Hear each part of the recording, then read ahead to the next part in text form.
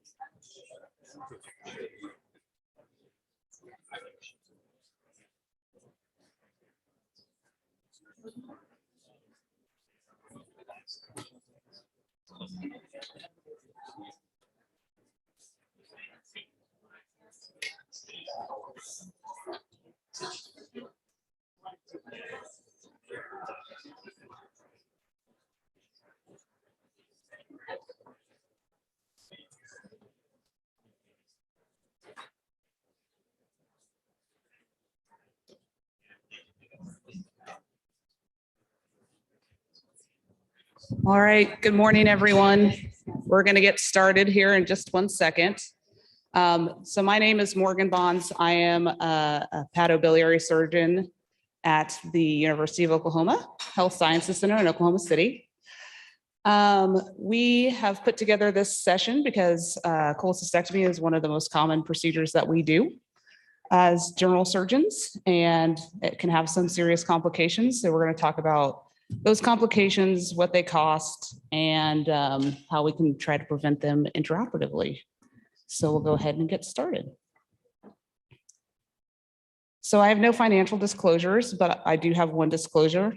I do manage and fix biliary injuries. So this is a topic that's near and dear to my heart.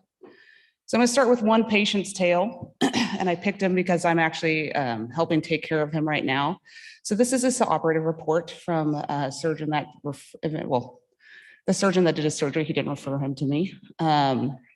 So there's some key phrases and words in here that I found concerning. So he said, gallbladder appeared to be fairly socked in. They could not dissect down to the cystic duct. They had some bleeding from the hilum of the liver, which when you're doing a gallbladder, hopefully you're nowhere near the hilum of the liver.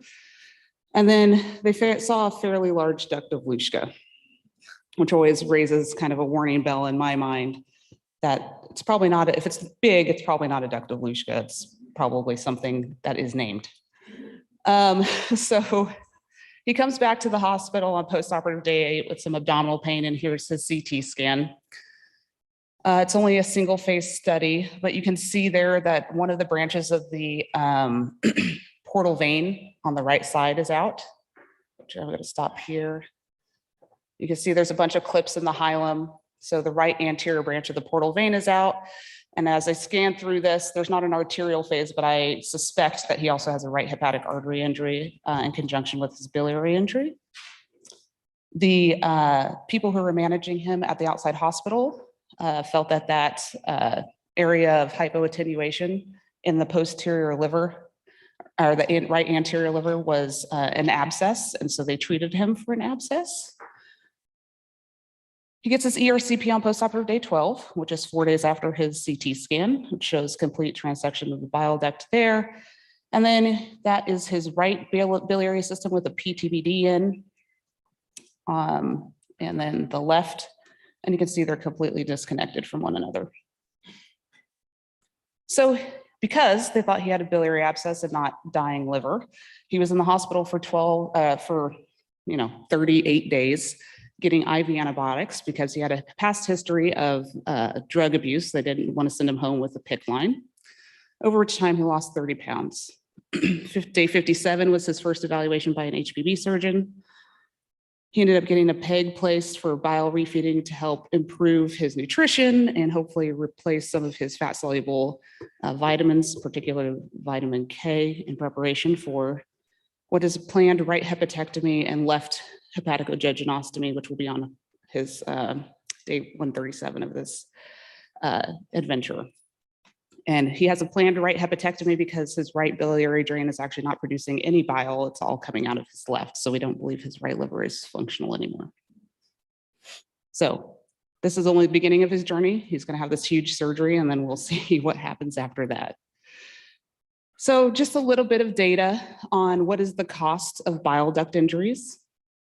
So this is a study from 2003 using Medicare data about comparing patients who had cholecystectomy with a bile duct injury and those who did not. Patients who had a bile duct injury had a higher risk of mortality, as you can see there on the left side. And on the right side, they were looking at younger patients that are younger than 65 with the median age of 54.8 years. And they also still had a higher risk of mortality if they had a common bile duct injury. On this slide, you can see the risks of death after cholecystectomy were associated with common bile duct injury with a hazard ratio of 2.79, patient age, and then associated comorbidities. Now, your risk of death after a common bile duct injury was associated with age, comorbidities, and if the same surgeon who did your cholecystectomy attempted to repair your common bile duct injury.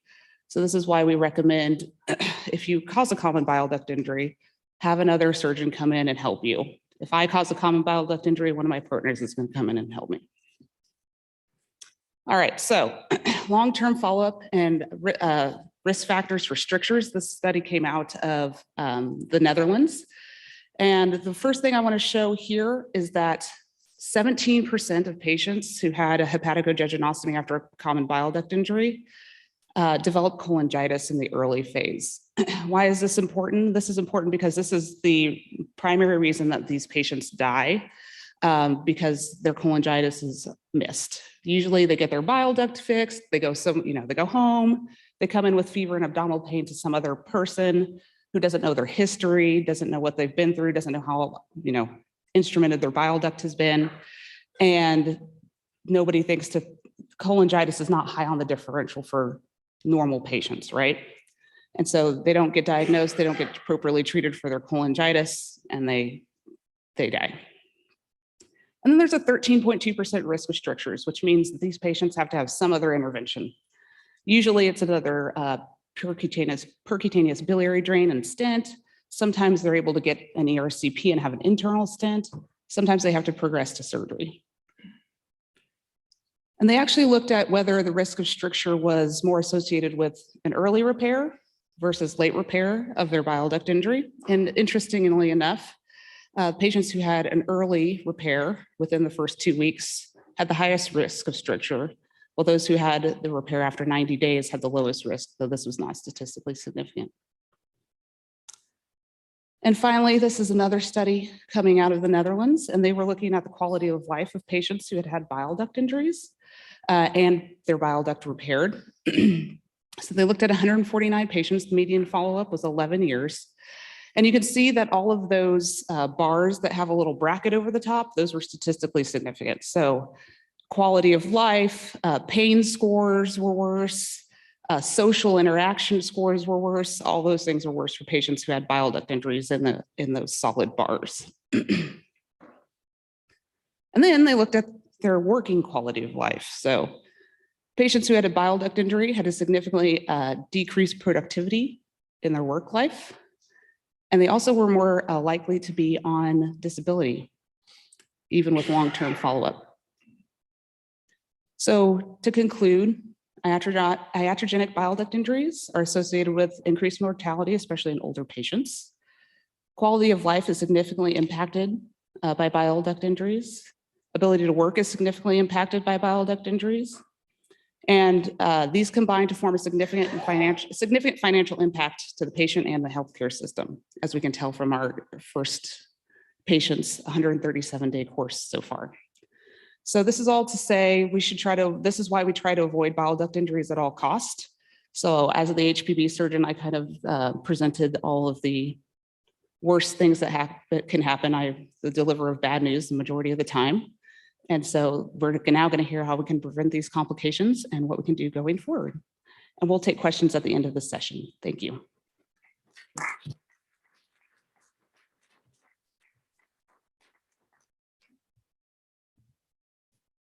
Okay, so we can pull up my slides, please. Great. So I've changed the title a little bit, although maybe I actually prefer my first title, which is the no domectomy zone. And as you can tell from the title, I have a little bit of guilt at being one of the biggest proponents of subtotal cholecystectomy over the last 5 to 10 years. We'll talk a little bit about that here in a minute, but the reason I got into this, I'm not an HPB surgeon like so many of my colleagues in this panel. I'm a general surgeon, and general surgeons often get the worst cases of acute cholecystitis in the middle of the night. Cases like this, right? The disaster zone. And how I stumbled into this is as a ACS surgeon at a busy level 1, which is seems to be inundated in Texas with a very large amount of bad gallbladders. This was not that unusual. The residents would call them, our team is called U2, and it's nothing to do with the rock band, it's just University 1 and University 2, and it's how it's always been. The U2 gallbladders are different from the U1, which is the elective service gallbladders, and the residents will always say that. And we just seem to see a disproportionate number of these. Now, when I started being interested in this, is back in 2012 or so, the obvious response would be, why not just open? And I think today even that's still to a good degree a response that it's not unusual to hear. And I'm going to give you the short answer to that. There are times it's important to open, and I'll go over those in a second. But the reason not was actually well described in an old paper from 1995, and then again by Strasberg and colleagues in 2012, which is that if you open in a very inflamed gallbladder, you run the risk of missing your plane of dissection. And what you think is taking the gallbladder off the liver is actually you diving, following that arrow, straight into especially your right biliary pedicle and possibly further. And these are called extreme biliary vascular injuries. Really very little written about it. That 2012 paper is one of the few that had a series of it. And almost all of these, it's so classic. It's right hepatic artery and bile duct. I mean, I've seen quite a few of these now. It does happen. You can get a subset, which is even worse, which is extreme, where the person doesn't figure it out, even when they've got bleeding and bile, and they keep going, and they actually manage to hit the portal vein. Those are very highly fatal injuries. But these happen almost exclusively from someone who started doing a lap chole and then converted to an open dome down cholecystectomy, which was very traditional and a standard approach, definitely when I was training. This has a 50% mortality. This is not a small thing. And with a 50% mortality, you could argue that's worse today than 80% burn. It's a big deal. And I have a saying to my residents, I digress, you'll have to forgive me. I use the Hassan approach for all my laparoscopic cases, almost all, with a few exceptions. And I tell the residents I'd rather spend 10 minutes on each case than have one case of vascular injury through a trocar, and that's why I do it that way. Not getting into the argument about laparoscopic access. I know it can be done safely either way, but that's my choice. And I also choose to hopefully never have one of these in my career because these are devastating injuries. Now, it's different if you truly believe you have aberrant anatomy. Usually it's misunderstood anatomy rather than true aberrant anatomy. But anyway, you need to do an IOC to define anatomy. Those are times it might be better to open. And definitely if the problem is that the viscera is all stuck to the liver because of prior surgery, that's an indication perhaps to open where it's very reasonable to do so, where it's not inflammation in the hepatocystic triangle. However, for the others, obviously we're here to talk about subtotal cholecystectomy. Two types have been described, and I'm going to focus almost exclusively on fenestrating. Most people now, I think, in the country moving towards that. The recurrence rate, you're creating a smaller gallbladder with reconstituting. I think it's a little hard to justify today. It was definitely standard for quite a bit of time. And very briefly, from this paper that really described subtotal very well back in 2016, where it's described that you leave the cystic duct open. Now, in the early days, myself and others would try to suture, often with a silk, that cystic duct orifice. And what I learned is the bile dissolves it anyway in a day or two, so you might as well save those extra 10 minutes. It doesn't seem to make a difference. What I do now sometimes is I'll put in a patch of momentum and try to tack it there, kind of like a gram patch. That seems to have better results, and I don't have time to go into all the literature, but that is, at least in a few papers, shown to reduce the duration of bile leak. And what I like about this is it's actually easy to teach, easy to learn, easy to perform, either lap or open. So this is the paper that started me on getting to talk about this topic. And I wrote it in 2015, was published in 2016. And it was literally one afternoon of me looking at the 15 at that time cases I had done. and realizing that while I'd kind of muddled my way through to a technique, it really wasn't very well described. People were talking about subtotal, but nowhere could you find a really good comprehensive description of how to do this thing. And as a result, people were doing what I call domectomies, which is not the same operation. So I wrote this up, the only reason this paper got any notice is that I got a great medical illustrator. And she's actually done work for Sages as well. So she was familiar with the painting gallbladders.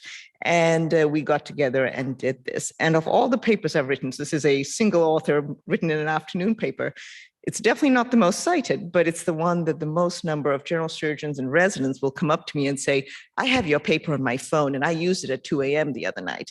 That's what I really like. That's why we all do this for the most part. Those of us who like to generate papers and scholarly activity is to know that somewhere, sometime at 2 a.m., your paper helps someone. And by far this one, for me, I think I would call the most impactful, even though by no means the most scholarly or referenced. So you start by cutting into the gallbladder. I'm just going to very briefly go over this. I use an energy device, the harmonic usually, and I cut all the way back to the liver, but not onto the posterior wall that isn't already separated from it. And then you basically French window it. You cut all the way down, you create flaps. You're basically taking out the gallbladder, the anterior and lateral walls piecemeal. And that's kind of a picture there. There's a stone in there, obviously, that has to be removed. And we'll talk about that in a second. And McKell-Moyle's shield is basically the point where you don't want to go below. That's kind of your safety zone. And this is probably the most important visual from that series, which is that you're not supposed to leave more than 1 centimeter of residual infundibulum. And ideally, you should be able to visualize the orifice. I really do try very hard. I measure the centimeter using the tip of one of my laparoscopic instruments so that I'm really not just kidding myself and leaving 2 or 3 centimeters. I make sure you're down to 1.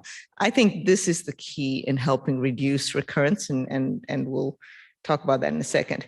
Here's a key, and I really didn't think we had to tell people this, but we have to tell people this because we end up having to do redo operations where people have left stones behind. You can't leave stones behind. Those will cause symptoms. So I like that little slide, obviously different context, but if you drop it, pick it up. If you spill it, suction it up, okay? Don't leave bile, don't leave stones. Nothing good is gonna come from that. There is a complication rate for spilled stones. Obviously, that's one of the most common complications of gallbladders, but it's a 25% complication rate if you don't retrieve them. I think we don't talk about this enough, that there are some very long-term complications that can happen, and we look at this as a small complication. It's really not. I leave a drain now for much longer. I used to do ERCP almost routinely. I think I and others have moved away from that. Tend to do it only if it hasn't dropped below about 200 a day after about a week or 2. So it's definitely more selective than it used to be when we started. Silicone versus rubber drains. The silicone drains are easier to pull out. The rubber drains seem to leave a better tract. So I still like to use a Malencott drain. I cut the flour off to make it easier because you're leaving it for 8 weeks. It's very painful to remove if you don't. And then you make sure you document that. I once had a case where my partner removed the drain and they were in a panic thinking they'd torn the Malencott and there was a piece still left in the patient. And I had to reassure them that was not the case. So here's the big question. Is this a legitimate operation, or are we really just kicking the can down the road? I think that's what this session is meant to address. Are we making our HPB colleagues do this operation later? And Dr. Nkendi, my partner, is going to talk a little bit about the cases he's done at the end of this. So there is some data. So there's a meta-analysis. It's a bit old now, 2015, but it was 30 articles.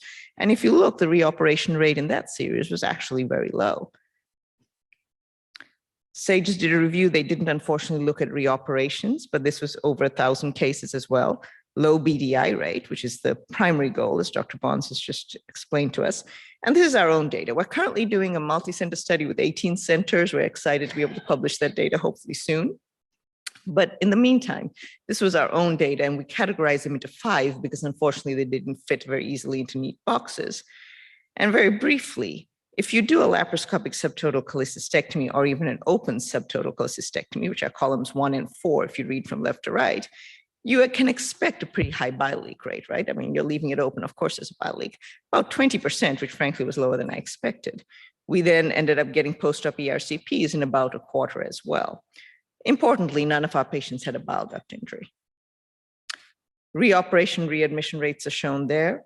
And again, in this series, at least, reoperation rates were pretty low. Now, I'll tell you, since we published this, I've looked more extensively at the data. We are quite isolated, so I don't think that many of our patients are going outside, that have to travel quite far to get outside our region, away from our catchment. Our reoperation rate, people needing completion cholecystectomy, in my series at least, best we can tell is less than 10%. It's close to 6% is my best estimate. Speaking to surgeons in the region, who's had to fix something that we left behind, Dr. Kendi's done a lot of those, it seems to be about 6%.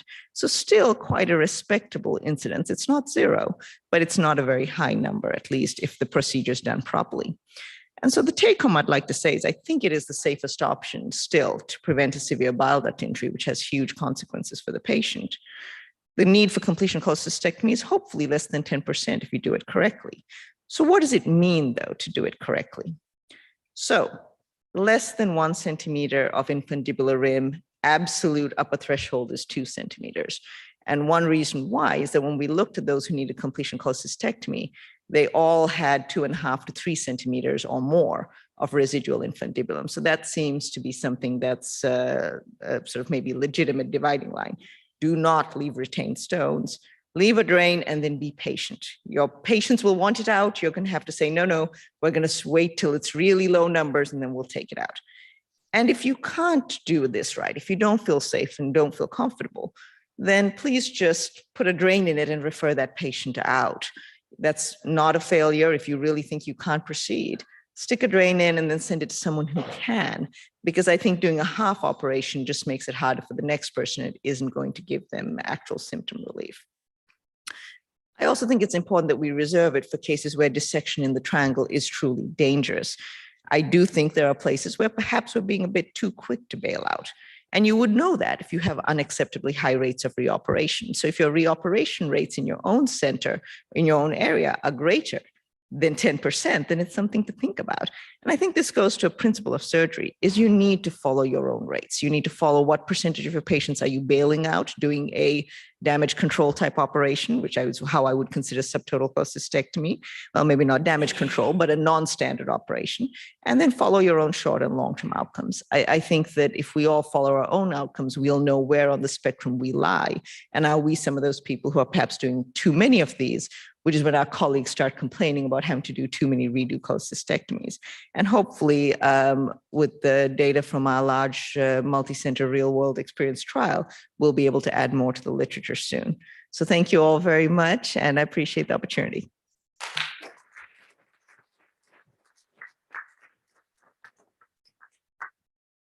All right. Up next, we will be hearing from Dr. Bott. Fenestrating versus reconstituting subtotal, which is better?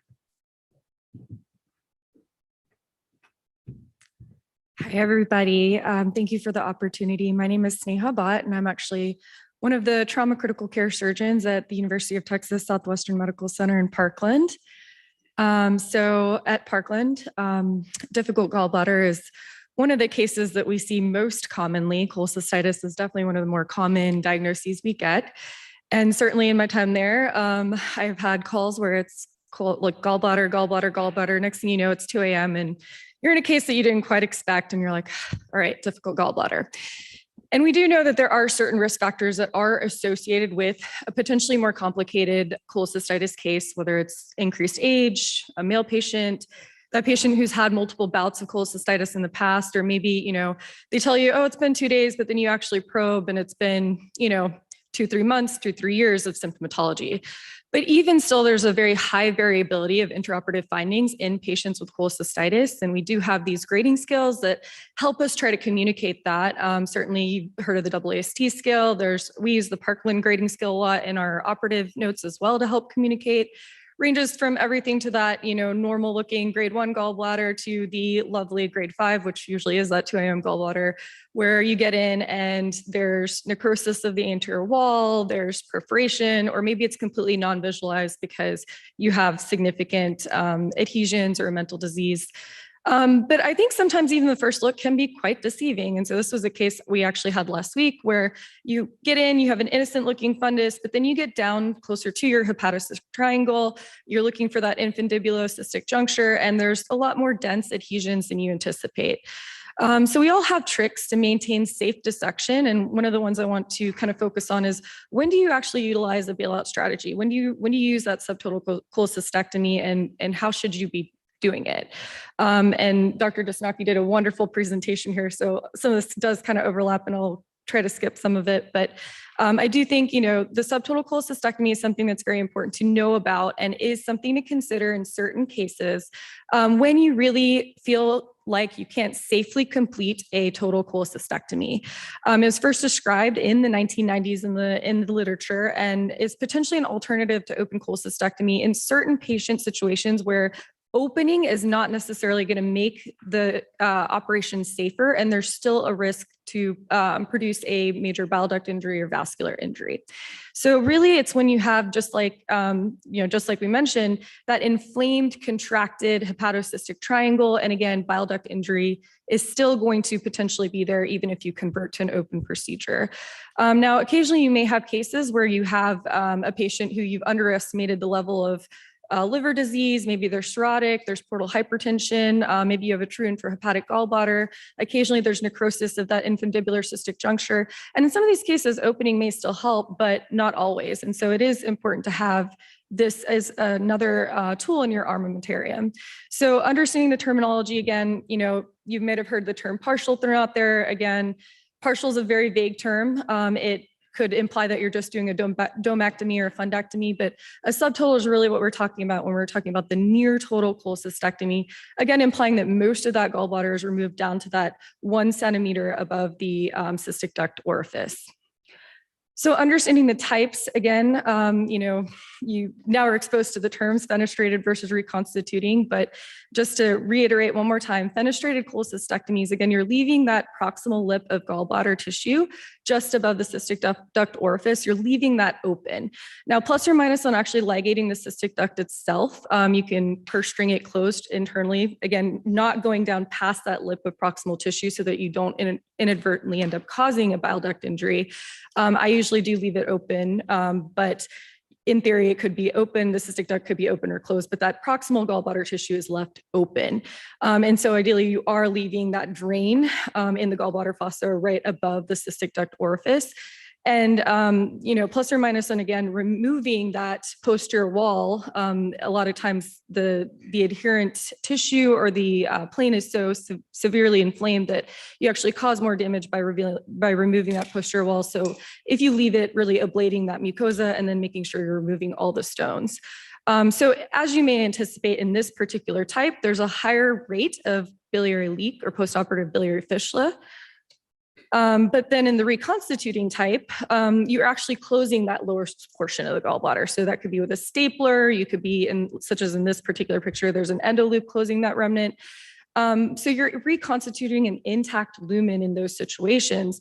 Now, you may have a lower rate of a bile leak or biliary fistula after this, but again, the problem is you're going to recreate a remnant, and that remnant could potentially now recreate stones and end up with down the road symptomatic cholelithiasis again, or remnant cholecystitis. And as somebody who has had to take patients back for remnant cholecystectomy before, that is not a fun operation. And so that can be very, very frustrating morbidity and a very, very frustrating reoperation to have to do. So, when we kind of look at those two different types and we look at kind of the risk benefit analysis of both, another kind of important point with the reconstituting is, sometimes you may actually think you're doing a completion chole, but it can be difficult at times to actually identify where is that juncture between the infundibulum and the cystic duct, especially when you have a dilated duct. Maybe you have choledocholithiasis as well as acute cholecystitis in one of your patients. But when you have that long cystic duct, you have more than a centimeter, you can still get recurrent stones sometimes in these situations. And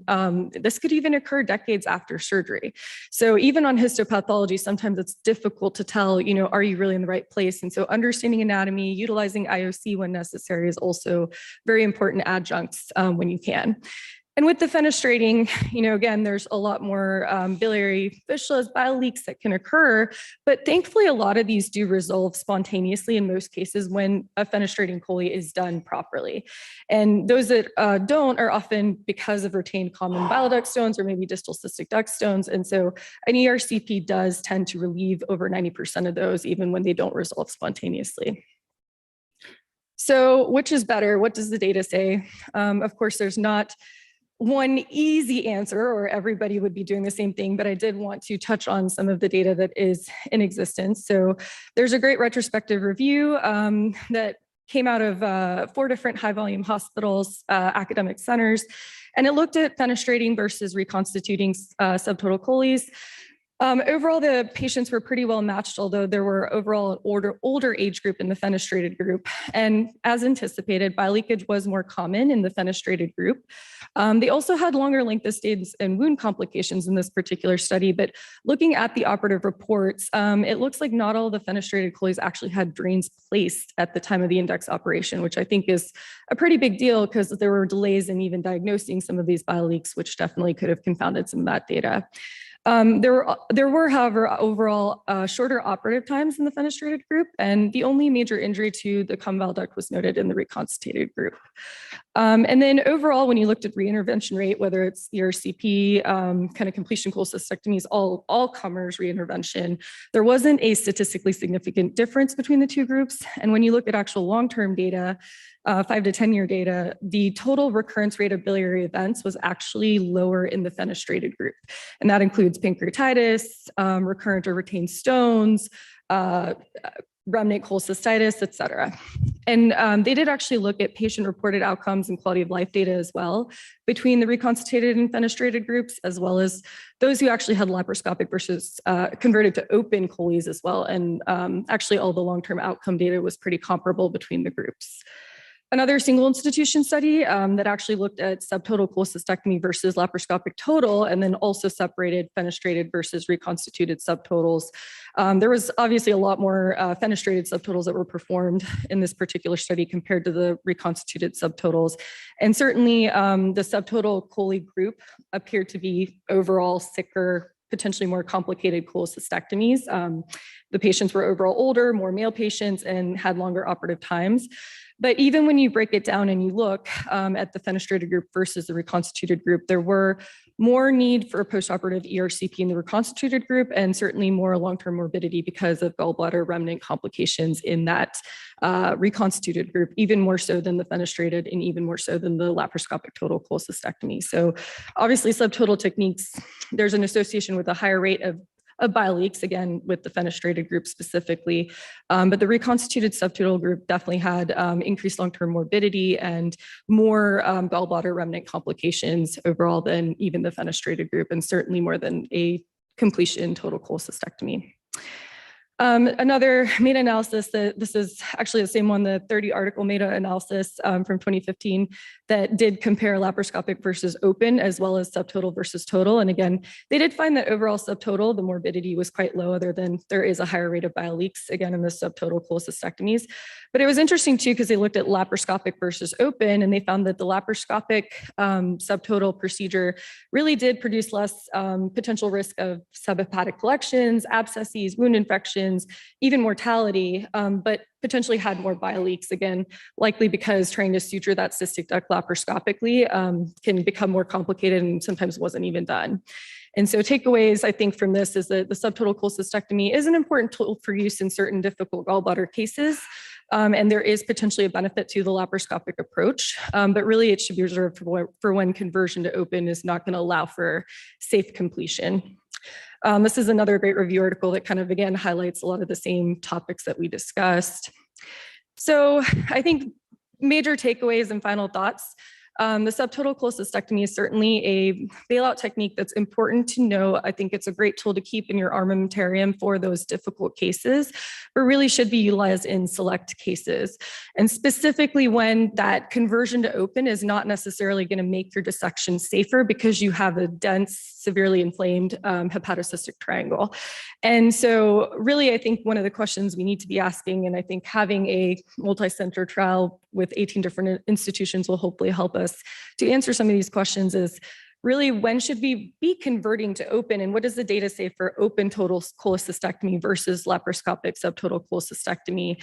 And I think another question that really comes up too is, do we have that obligation to ensure that our trainees are still adept in the future at feeling comfortable with open cholecystectomy as well? Because it is still an important procedure in a lot of in a lot of cases where safely, you can complete the procedure if you convert to open. And there are still significant morbidities in a subtotal cholecystectomy in general. And certainly if you can complete the case safely and you can just spend the extra time and do a completion laparoscopic cholecystectomy, then absolutely spend that time. This should not be a bailout just because you're busy or just because there's cases stacking up in the middle of the night. I think also an important point is that there's not really clear data on what the extent of the remnant that's left behind is versus the chance of symptoms or even a time frame. There's case reports that even suggest that 20, 30 years down the road, you can have remnant related symptoms or potentially patients will come with remnant cholecystitis. So that's another kind of thing to consider. But for me, if I do have a difficult gallbladder patient, it's a risk benefit analysis of is opening actually going to allow me to perform a total cholecystectomy safely, or am I really worried that, opening is going to cause a potential bile duct or major vascular injury? And if it's the latter, then I stick to the fenestrated approach for a subtotal cholecystectomy. But at the end of the day, I think surgeon comfort level, where you are, what your resources are, really play into this and should be a guiding factor to what technique is best. So with that, thank you guys very much.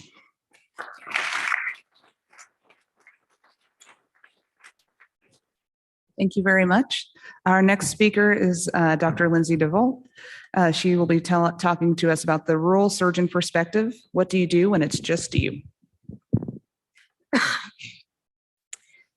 So, hang on, let's see here. I'm just a small town girl. I was born and raised in Oklahoma, finished my training at the University of Oklahoma, and immediately went to a practice in rural Oklahoma. Over my 13 years of practice, I have lived in 2 and worked in 5 towns, ranging in size from 5,000 to 20,000 inhabitants. So other than being an Oklahoma inbred and a rural surgeon, I have nothing to disclose. Today, I'd like to define rural and the limitations of rural facilities, and then define difficult cholecystectomy and delineate the options for management, and specifically how that differs in a rural setting.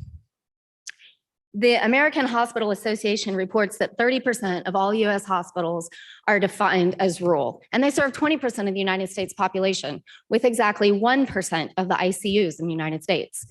60% of non-urban counties in the US have no general surgery coverage whatsoever. I'm a rural surgeon. I do a little bit of everything and not a lot of any one thing, except endoscopy. I do a ton of endoscopy. I had a rural surgeon tell me on my second day of practice that to be successful in a small town, you had to be available, affable, and capable.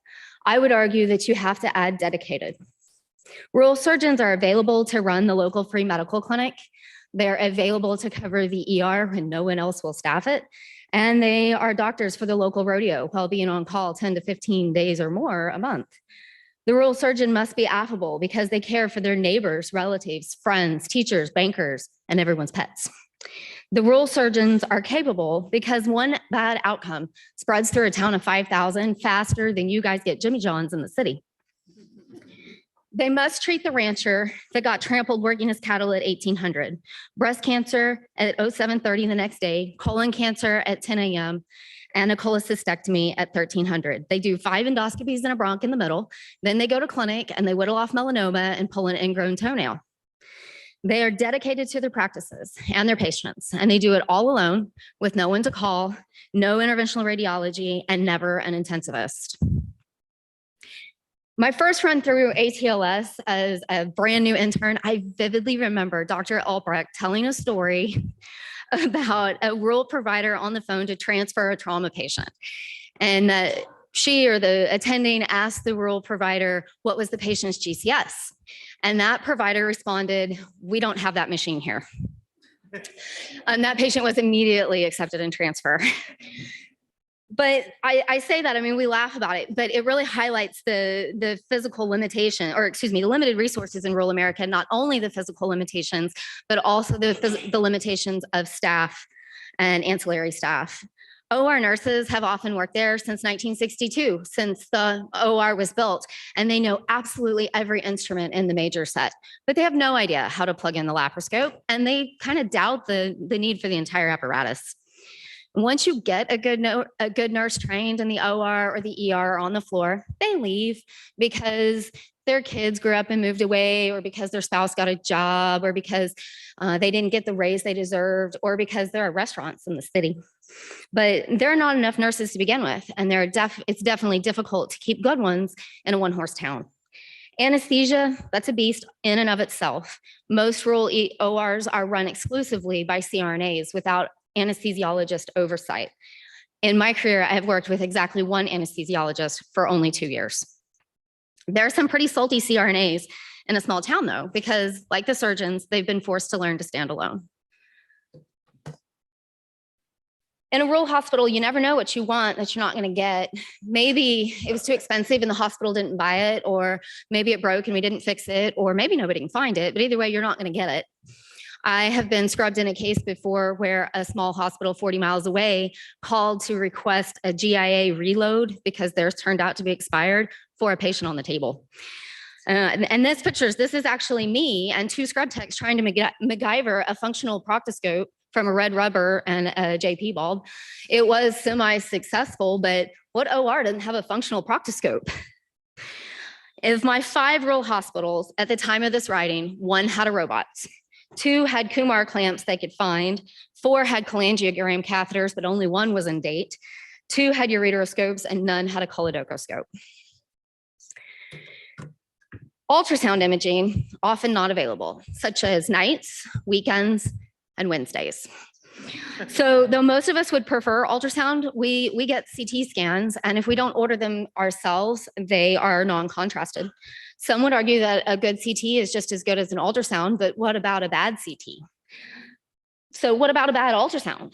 In my practice, 50% of my ultrasounds are signed by the family practitioner that never looked at the images. So they're actually read by the sonographer.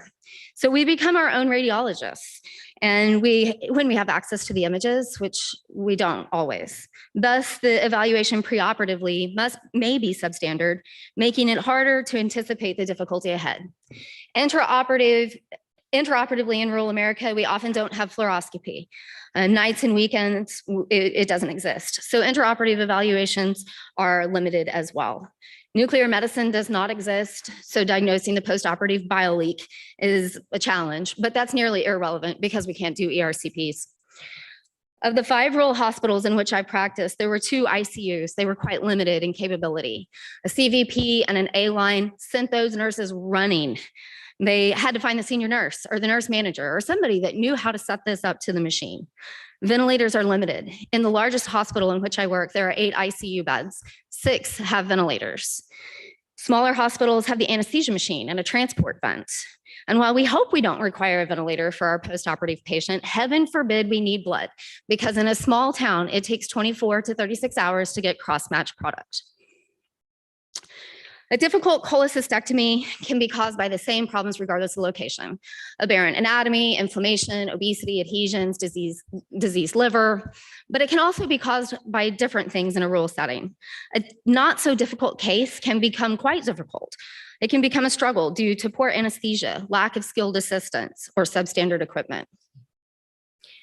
Our options as a rural surgeon, once we recognize that we have a difficult gallbladder, we have to decide how to manage it. And our options are often the same. We can open, we can do a subtotal cholecystectomy, we can drain it, but there are some things that we can't do. We can't always call another surgeon.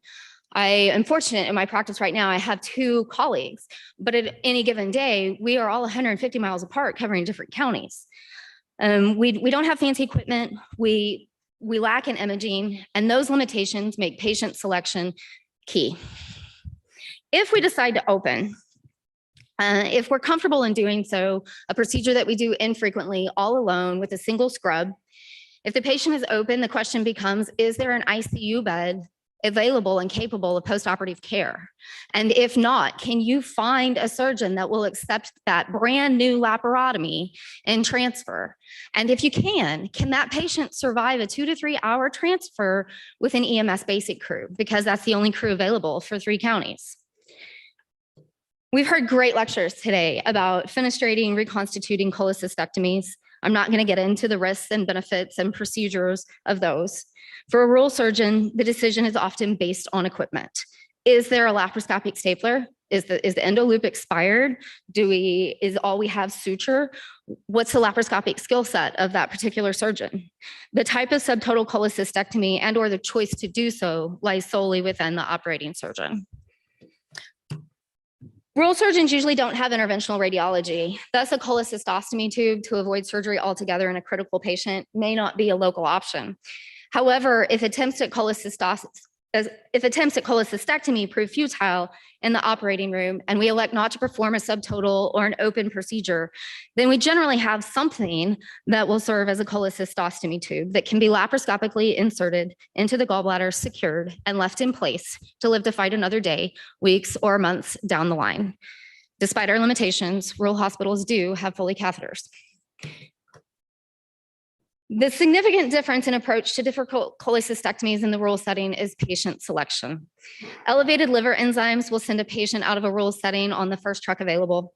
Rural surgeons can't offer ERCPs. We don't have the equipment for common duct explorations. Comorbidities that lead to prolonged intubation and the need for aggressive pulmonary care prohibit many patients from staying in a rural community. Obesity precludes some facilities from performing surgeries based on anesthesia limitations or simply the limitations of the trocar length. Pregnant patients that are viable but preterm do not belong in buildings without NICUs. Recognition of the evil that lurks ahead is pivotal. We all do gallbladders and the sticks, but occasionally there is one that as a rural surgeon we elect not to do. Perhaps it's because the postoperative care is too difficult, or perhaps you suspect that you may require things that you don't possess to perform the surgery, but patient selection is the most important skill that a rural surgeon possesses. At the end of the day, when all things fail, when we're careful and we're smart, complications are rare. When it comes down to hard gallbladders, at some point, we're going to get in a goat rope. When all else fails, we too, in small towns, call for help from the big cities. Ties to a tertiary care center and a cell phone being answered on the other end of my line have saved my patients at least twice in my career. Maintaining those intercollegial relationships takes time at meetings, time at dinner, time on the phone, and the willingness of both parties, but it can save lives. I recently performed an elective robotic cholecystectomy with ICG on a 58-year-old type 1 diabetic with no other comorbidities. She was even thin. She was nearly immediately found to have aberrant anatomy. Initially, I thought it to be part of the gallbladder. It went directly into the liver. It filled with ICG. And there, you could clearly see, though not in this picture, you could clearly see the common duct and bifurcation to the right. I thought a long time about what to do. I strongly considered a subtotal reconstituting cholecystectomy, had a stapler, I was on a robot. I considered cessation, referral to a hepatobiliary surgeon. In the end, I continued with slow dissection and managed to leave that structure in place. Still not sure what it was. I eventually, with ICG, decided what was safe to transect and what was not. Given that the ability to perform cholangiograms is spotty at best in most rural settings, if I had been in any other of the 3 facilities in which I currently operate, I would have been forced to perform some form of subtotal cholecystectomy. It would have been a very different outcome. The case took 60 minutes of consult time, which is definitely extended. But when she returned 2 days later in DKA with an NSTEMI, her total bilirubin was normal. So thank you for this opportunity.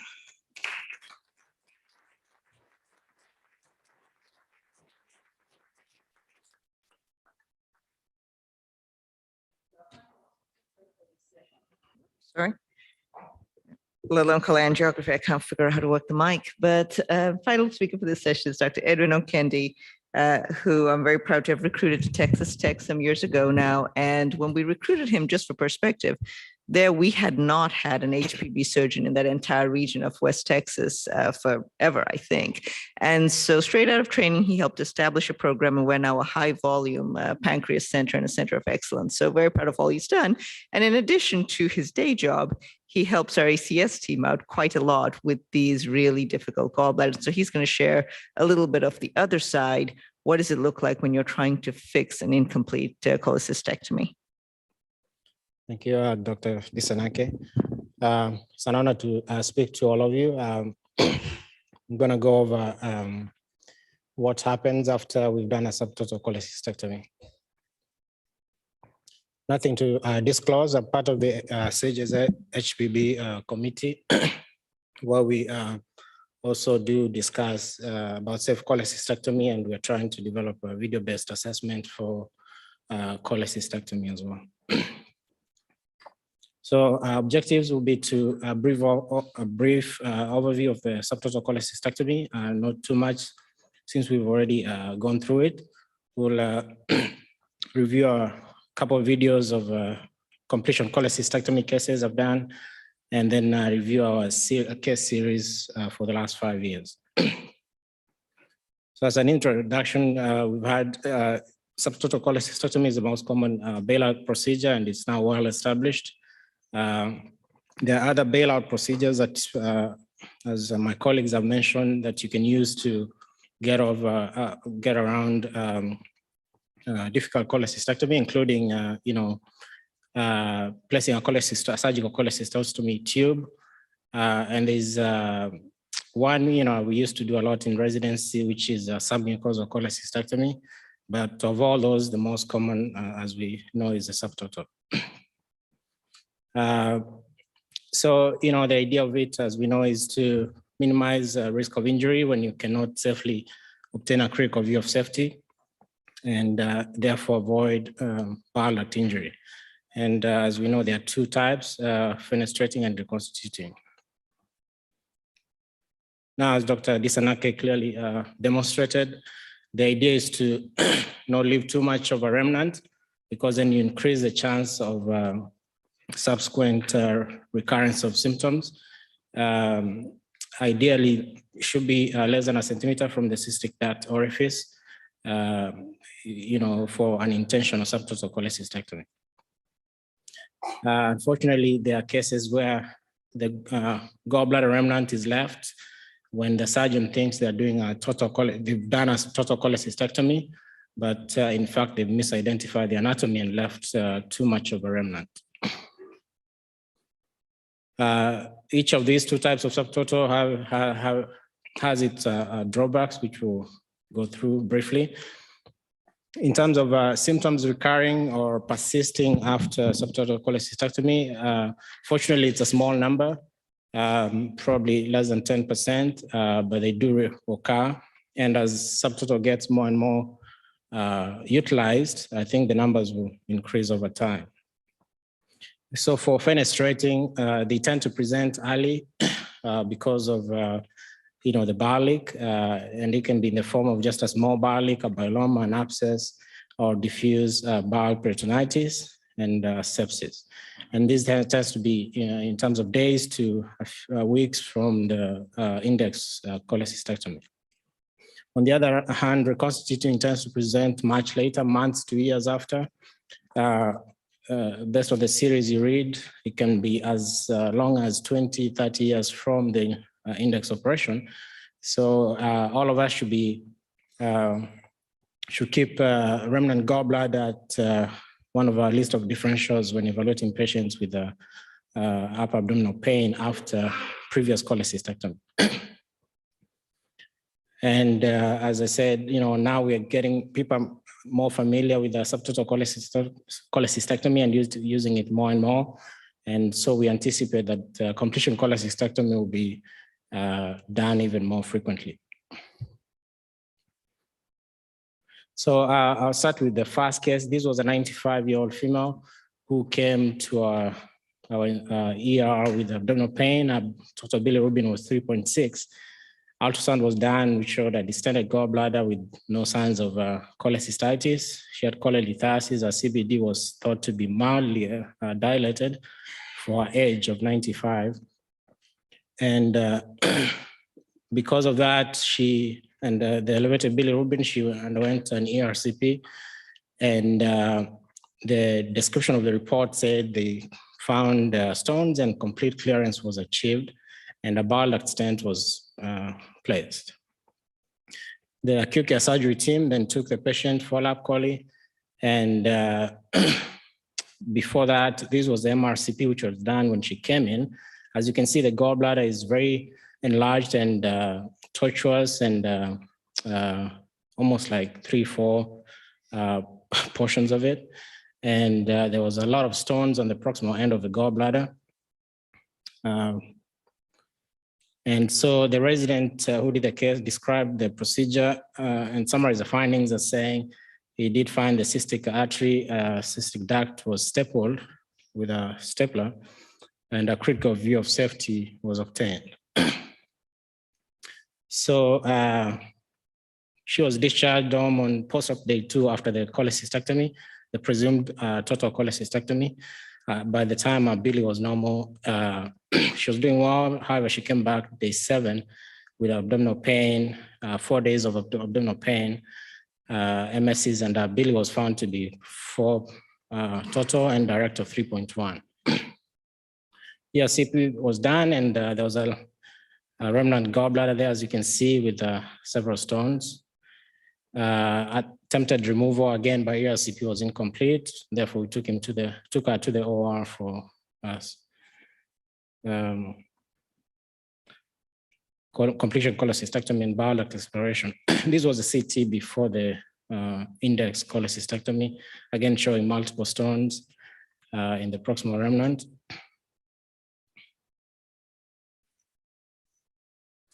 So going back in, which was roughly about 8-9 days after the index operation, you can see there's quite a sizable remnant there.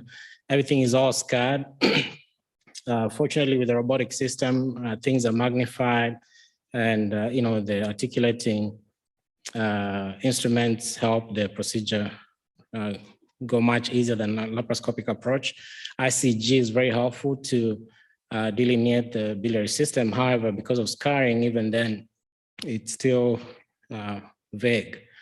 So most of the dissection here was blunt, and I used energy in a very limited manner. Here we are trying to define the edges of the remnant gallbladder. Now, as we'll see later, there's a surprise where my left arm is grasping. So, as we'll see through the case, these are very difficult cases for, somebody who is not comfortable with the biliary anatomy and the aberrancy of it. 1 in 2 patients, almost 1 in 2 patients have some form of aberrancy, whether it's hepatic artery, bile duct, cystic duct, and such. So here we dissect it from the proximal end. Again, just only using sharp dissectional energy where I'm sure there's nothing else next to it, to the remnant. But however, it's mostly blunt dissection and pushing and pulling structures away. So, I think this lady had recurrent attacks over time, which ended up causing cumulative scarring. Because obviously this is not an acute gallbladder from 7 days of symptoms. So here again, on and off use of ICG to try and figure out where the biliary system is. Now you can see pulsation there. At what I was grasping initially, but now we are trying to separate that pulsation from what looks like a cystic duct on the left side. Sorry. I'm sorry. Is there a way to fast forward this? Go back. Can you go back on this? One more slide behind, sorry. I was trying to use a pointer here. Can you scroll to where we were before? go back to the previous slide and then hit play. Oh, you're probably gonna have to use a cursor on the video, previous slide. Okay, previous one, sorry. The previous slide, yeah. Okay, scroll to somewhere midway, I think, where we were. Okay, you can stop there. So now we are showing the an aberrant right hepatic artery there. And it was sending a very short cystic duct, which I'm trying to dissect now into the remnant gallbladder. But then the right hepatic artery was aberrant in that it was forming a caterpillar hump over the common bile duct, and it was anterior instead of the usual posterior position of it. And so if you didn't know this, you'd cut through it thinking it's part of the remnant gallbladder. So we've secured the cystic duct there. We're dissecting what I'm pushing medially is the aberrant right hepatic artery, and then my robotic number 1 arm is grasping the remnant. So we got it off. That's a cystic duct, which was all scarred and occluded. And then this patient had cholecystectomy, as we mentioned earlier. So we dissect the anterior surface of the common bile duct with a limited cochlearization there to expose more of it. And then you can see the common bile duct there, and we enter that and clear the stones. And the stent which was placed from before.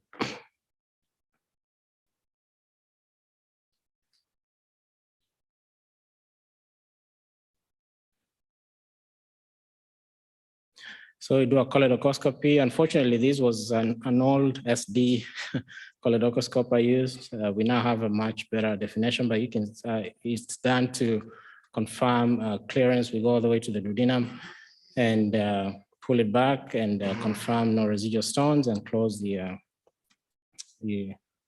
cholecystectomy. I'll skip that one. And so we've done 11 of these. Well, we did a review of the cases we've done. There were a total of 11 over the last 5 years. We are we are the only tertiary center in a 300-mile radius. So the 11 cases, index operation was a lab subtotal cholecystectomy in about half of the patients, and open in 1, and reconstituting was done most of the time. Now, for the details, 8 of the 11 were done robotic, which made things way easier. The laparoscopic completion cholecystectomy was early on in my practice before I adopted a robotic approach. Incomplete cholecystectomy, where it was presumed to be total cholecystectomy, but was actually incomplete. Patients presented almost the same way as the subtotal with a cholecystectomy and symptomatic cholecystectomy. As we said earlier, the fenestrating tended to present earlier in the course. Now, in terms of remnant size, as our series shows, majority of them were more than 2.5 centimeters. There was one which was 9 centimeters, which I think was this patient I just showed. But as you can see, none of them was less than 1 centimeter in size. And we determined these both on the pathology specimens and the preoperative imaging before completion cholecystectomy. In terms of outcomes, 3 patients had postoperative complications, and only 1 had Clavin-Dindal grade 3, and 1 had 4. Length of stay for 3 patients was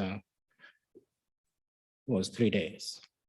So in conclusion, majority don't develop symptoms as long as it's done properly, according to what we described earlier. And based on our series, it's about 6.3% of patients who had a previous subtotal cholecystectomy and came back with symptoms. However, the true incidence is difficult to know until you know the denominator. And as we've seen, completion cholecystectomy is a complex procedure and should be done by either a surgeon who's very familiar with the anatomy or be referred to a hepatobiliary specialist. Thank you.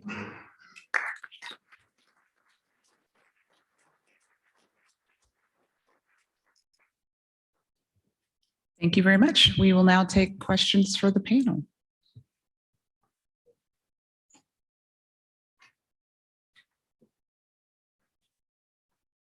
Dr. Winfield. Hi, Rob Winfield from Kansas City. That was outstanding. I really enjoyed hearing everybody talk.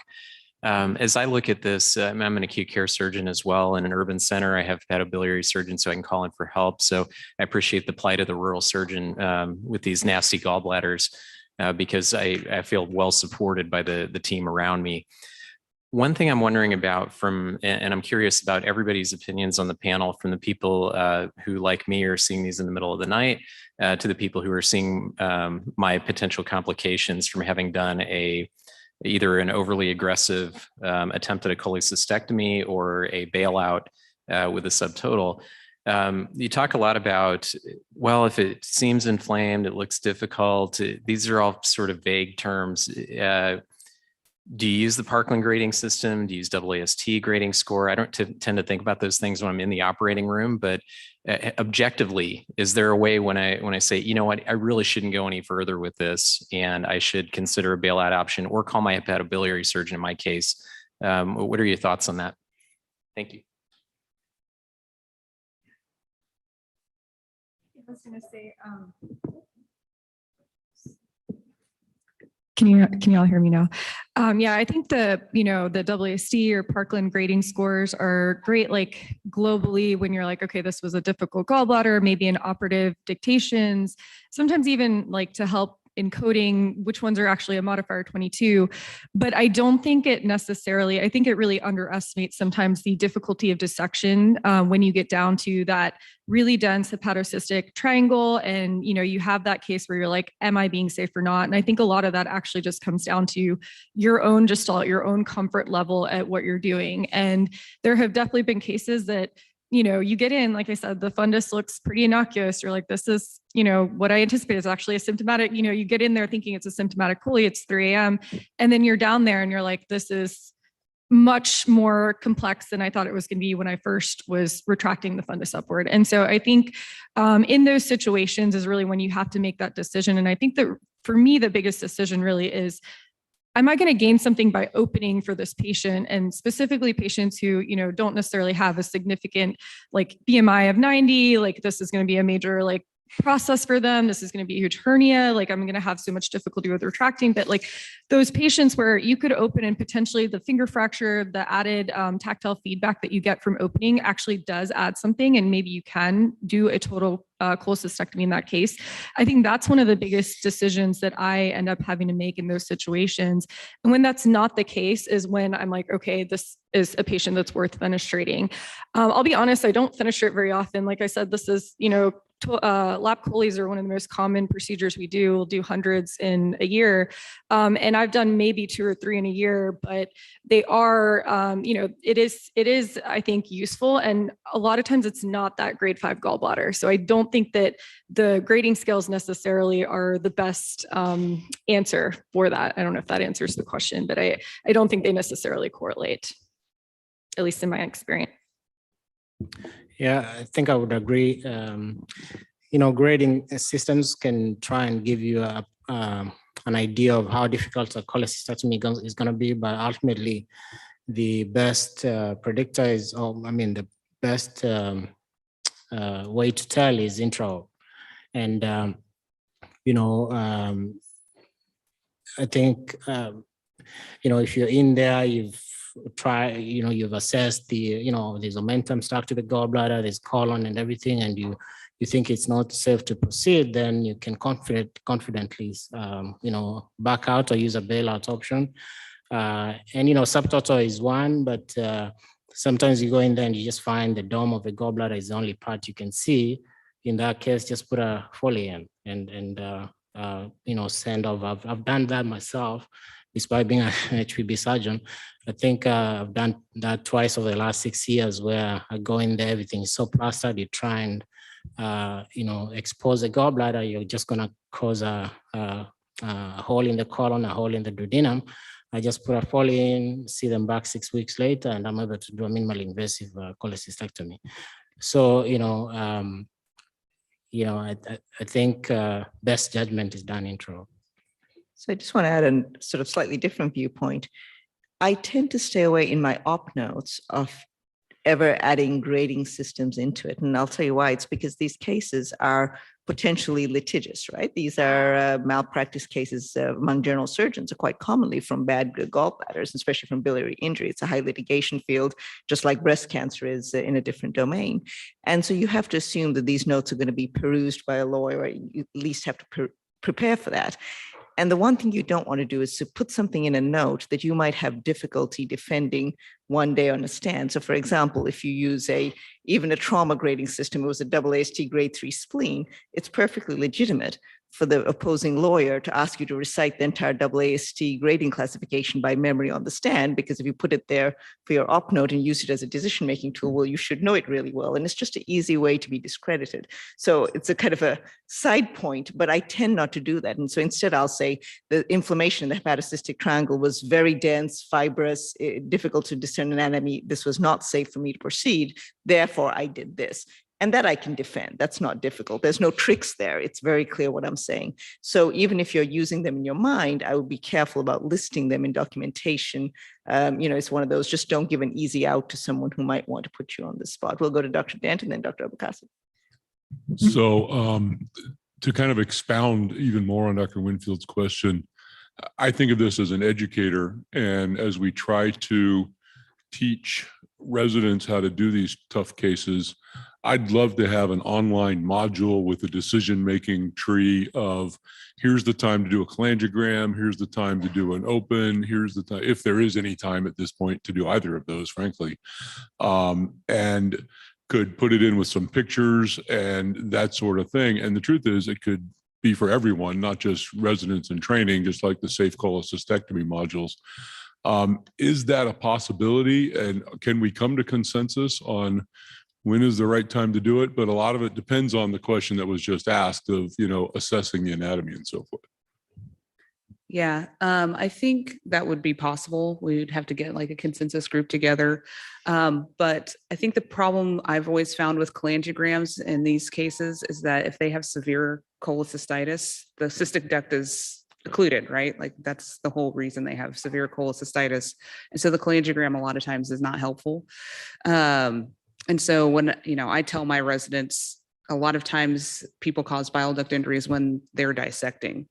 And it's in that prolonged, I'm trying to get the gallbladder out, I'm trying to get that gallbladder out, I'm trying to get the gallbladder out, and just that persistence. And so at some point you just have to take a step back and be like, I can't get any instruments in the hepatocystic triangle. I can't get any instrument that will dissect in that space. It's too fibrous, it's too scarred down. And I think that's when you have to decide. And I give them a time limit.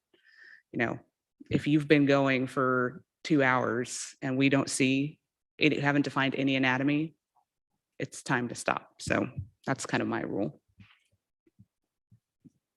I would argue that you can continue slowly and carefully until you can't, within reason. But for me personally, without all the resources and anybody else to call, I will just continue until I realize I haven't made progress.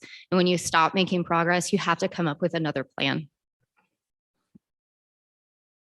Well, thank you. My name is Easy Obohari from Amarillo, Texas. Excellent presentation. I think, just listening to you guys makes us feel that we go through this too as well. And watching that video was very informative. My question is this, have you noticed any difference in the time to intervention? Some patients present with acute cholecystitis and we wait for 3-4 days to walk them up. MRCP, HIDA scans, echo, trying to get them cleared medically. Have you noticed any difference with patients that are seen and taken care of earlier than waiting for 3-4 days in the hospital?